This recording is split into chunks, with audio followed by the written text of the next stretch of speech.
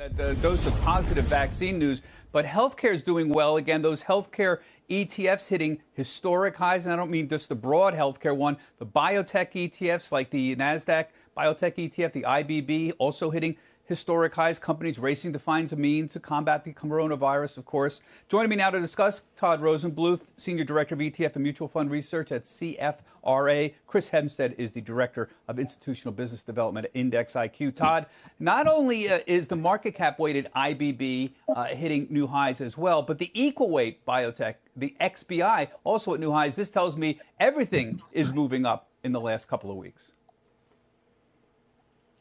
It certainly is. And with XBI, the equal weight, you have more exposure to small and mid-cap companies. It was touched on earlier that you're going to see a wide array of companies that are trying to come up with a vaccine or a treatment for the coronavirus. So you can spread that wealth around, spread that risk around with XBI.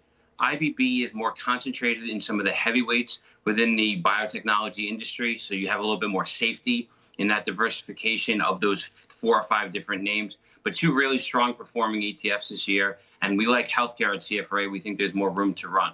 Yeah. And Chris, not only, of course, we're seeing the biotech names, the Regenerons, the Insights hitting new high, but even some of the big cap pharma are really doing well. Abbott's been just hitting it out of the ballpark in the last couple of weeks as well. Yeah, I mean, if you look at the broader healthcare sector, you're going to see Abbott, you're going to see Thermo Fisher, Eli Lilly, all in those funds that are contributing to some of that great performance.